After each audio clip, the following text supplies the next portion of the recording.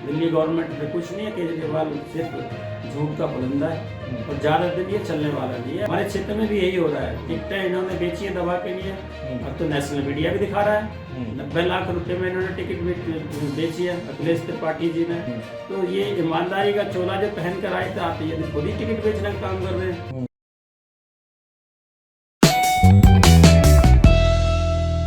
दोस्तों नमस्कार। इस वक्त हम मौजूद हैं देश की राजधानी दिल्ली में और आज हम आए हुए हैं बदरपुर विधानसभा के वार्ड नंबर 183 हरिनगर में। हमारे सामने मौजूद हैं बहुजन समाज पार्टी के प्रत्याशी देशराज सिंह जी। आज हम इनके कार्यालय पर पहुंचे हैं, इनसे बात करेंगे। सर नमस्कार। नमस्कार सर, आपका बहुत बहुत धन्यवाद। सर, दिल्ली में एमसीडी चुनाव का बिगुल बजा हुआ है और बहुजन समाज पार्टी ने आपको यहाँ से चुनाव मैदान में उतारा है। कैसी तैयारी चल रही है? बहुत अच्छी तैयारी चल रही है। हम डोर टू डोर कैंपेनिंग कर रहे हैं, लोगों से वोट मांग रहे हैं कि भी बहुजन समाज पार्टी के प्रत्याशी को आप चुनाव जिताएं। आपके ब्लॉक से मात्र एक अकेला कैंडिडेट है और मैं विशेषकर अपील करता हूं सब समाज के लोगों से कि अभी जो यहाँ पे मेयर साहिबा अनामिका रही हैं, उन्होंने सारा फंड अपने घर के आसपास लगा लिया। हमारे आई ब्लॉक के हिस्से में उन्होंने 1 रुपया नहीं लगाया है। यदि लोग इस तरह का बदलाव चाहते हैं तो दूसरी तरफ में जो प्रत्याशी है उनका भी ध्यान दें, क्योंकि अगर दूसरे कैंडिडेट को आप झाड़ू वाले को वोट देंगे तो उनका जो फंड आएगा ना, सरकारी फंड, सारा फंड उनके फार्म हाउस में लगेगा। हमारे ब्लॉक में फिर भी वो फंड नहीं लगेगा। मैं विशेष अनुरोध करता हूँ कि भी बहुजन समाज पार्टी के प्रत्याशी को आप एक बार मौका दें, क्योंकि हमने उत्तर प्रदेश में सरकार चलाई है। हमने सरकार में रह के नहीं, अच्छा एक शासन दिया है, अच्छा डेवलपमेंट दिया है, लोगों को रोजगार दिया है। आज दिल्ली देश की राजधानी में देखने को मिल रहा है जो एमसीडी के स्कूल हैं उनमें टीचर ठेकेदारी पर नौकरी कर रहे हैं, जिनको 17-18 हज़ार 20 हज़ार रुपये मात्र मिलते हैं, जिनका कोई भविष्य नहीं है, ना उनका कोई अपॉइंटमेंट है, ना उनका कोई ज्वाइनिंग लेटर है, ना ही कोई इंश्योरेंस है, ना ही कोई उनका क्लेम है और ना ही उनका कोई HR या DA है। और यही हाल आज दिल्ली गवर्नमेंट में उन आंगनबाड़ी वर्कर्स का है जो 894 वर्कर्स इन्होंने निकाल दी हैं, जो अपनी डिमांड के लिए उन्होंने 2-3 महीने प्रदर्शन किया। तो मैं चाहता हूं कि भाई जनता इन मुद्दों पर हमें वोट करे, क्योंकि हम जानते हैं शासन प्रशासन में किस तरह से काम होता है। सर, आपने दिल्ली के तो मुद्दे बता दिए, लेकिन जो आपके वार्ड के मुद्दे हैं जिनको लेकर आप चुनाव लड़ रहे हैं वो क्या है? देखिए, हमारे वार्ड का सबसे बड़ा मुद्दा ये है कि हमारे वार्ड में पानी की निकासी नहीं है और निकासी का कारण है कि जितनी गलियां हैं उन गलियों के रैंप यहाँ के विधायक ने और पार्षद ने नहीं उठाए हैं, तो वहीं पे कूड़ा जाके जमा होता है। दूसरा, जो आवारा पशु हैं उनके कारण सबसे ज्यादा गंदगी इस क्षेत्र में होती है।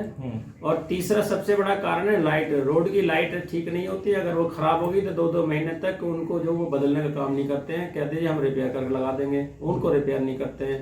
पार्षद जी चाहेंगे तो रिपेयर होंगी, पार्षद जी चाहेंगे तो लाइट लगेगी और उस पर भी उनका अपना नाम छप जाता है, जबकि वो सरकारी फंड है, जनता का दिया हुआ टैक्स है, जिससे ये चीजें खरीदी जाती है।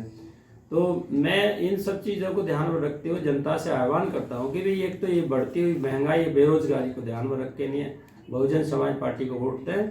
और जिन लोगों के साथ में जो ये पेंशन को लेके नहीं है, जो लोगों में एक त्राही मची हुई है, वृद्धा पेंशन हो चाहे विधवा पेंशन हो, ये भी लोगों को 2-3 महीने तक एमसीडी में पेंशन नहीं मिलती है, दिल्ली सरकार भी नहीं देती है। और आपका जो राशन की दुकानें जितनी खुली है वहाँ पर मेला लगता है, यहाँ का FSO जो कभी सर्वे नहीं करता है, जिनके पास में 1 लाख रुपए महीने की इनकम है वो भी सरकारी राशन खा रहे हैं और जिन गरीबों को चाहिए उन गरीबों को राशन नहीं मिलता है। सर, एमसीडी में तो भाजपा की सरकार है, तो इसमें केजरीवाल सरकार का क्या दोष है? देखिए, दिल्ली गवर्नमेंट भी तो चुनाव में उतरी हुई है, वो बदला ले रही है कि बीजेपी से हम इस एमसीडी को छीनेंगे और हम स्वच्छ शासन और प्रशासन देंगे।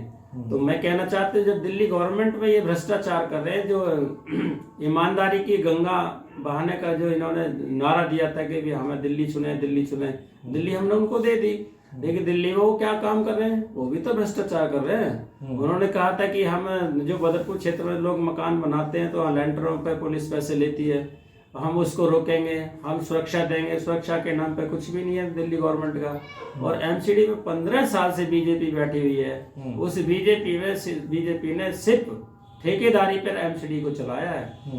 एमसीडी के कर्मचारी नाली साफ करते हैं, लेकिन ठेके का जो सफाई का जो टेंडर है वो एमसीडी ने प्राइवेट ठेकेदार को दे दिया है। सारी गाड़ी उसकी, लेबर उसकी, पार्षद चाहे तो वहां से कूड़ा उठाए, अदरवाइज कूड़ा नहीं उठता है। सर, दिल्ली देश की राजधानी है और कानून व्यवस्था कहीं ना कहीं चरमराई हुई है, तो क्या कहना चाहते हैं? देखिए, ये तो किसी से छिपा नहीं है, नेशनल मीडिया जरूर इनको छिपाता है। जो घटनाएं दिल्ली के अंदर होती हैं कानून व्यवस्था के नाम पर, दिन दहाड़े मर्डर हो जाते हैं, रेप हो जाते हैं, लोगों की स्नैचिंग होती है, और दिल्ली पुलिस को पता ही नहीं लगता है। नेशनल मीडिया जो दिखाएगा उसी को दिल्ली पुलिस कार्रवाई करती है। जो बहुजन मीडिया दिखाता है, सोशल मीडिया दिखाता है, उसके ऊपर कोई कार्रवाई नहीं करते हैं पुलिस वाले, क्योंकि इनको पता ही नहीं लगता है। दूसरा, कहीं ना कहीं मुझे तो लगता है कि ये जो सरकारी तंत्र ये भी उसमें इन्वॉल्व है। जो महिला सुरक्षा नहीं मिल रही है आज, जो महिला सुरक्षित नहीं है, खासकर हमारे इस बदरपुर क्षेत्र में तो कोई ना कोई ट्रेजेडी हो जाती है।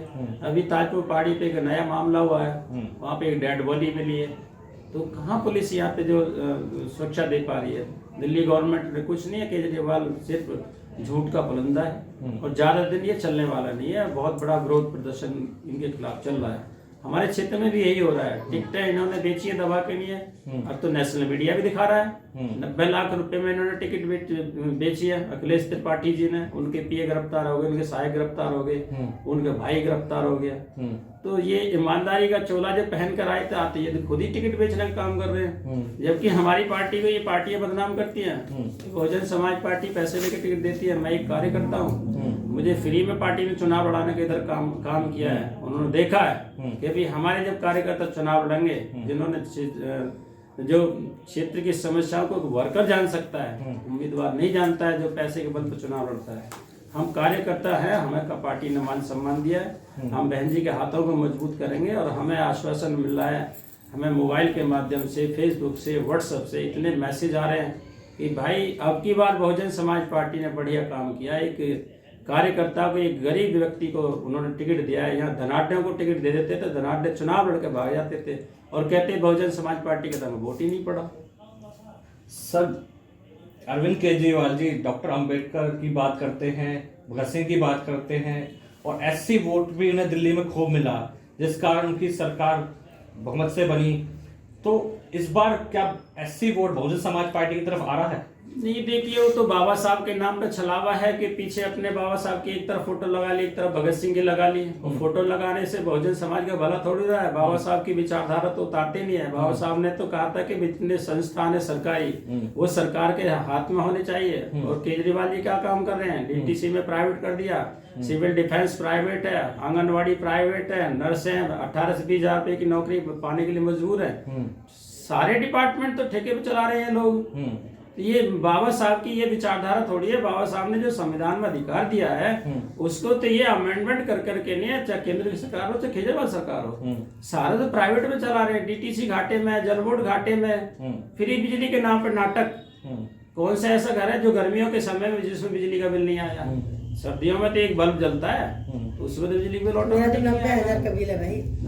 10,000 20-20 हजार रुपए के बिल आए गर्मियों में। ये तो केजरीवाल जी झूठ का पुलंदा है, जो गुजरात में जाके कहते हैं कि मैं दिल्ली में फ्री बिजली दे रहा हूँ, पानी फ्री दे रहा हूँ। बिजली के बिल पानी के बिल लाखों में आ रहे हैं। केजरीवाल जी शोर मचा रहे हैं कि मैं फ्री पानी दे रहा हूँ, लाखों में आ रहे हैं पानी के।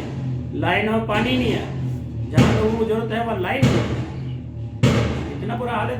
ये तो झूठ की राजनीति कर रहे हैं, ज्यादा लंबे समय की नहीं है। और स्थायी राजनीति तो बहुजन समाज पार्टी ने की है, और बहुजन समाज पार्टी राजनीति नहीं करती है। जनता से जो वादे करती है वो बहुजन समाज पार्टी अपने वादे पे खरा उतरती है। सर, यदि वार्ड नंबर 183 हरिनगर की जनता जी आपको मौका देती है, तो सबसे पहली प्राथमिकता क्या होगी? देखिए, सबसे पहली प्राथमिकता तो मेरी होगी, यहाँ की जितनी नालियां जाम होती हैं, रैंपों को नीचे पड़े होने का, सबसे पहले इन नालियों के रैंप को उठवाने का काम करूंगा।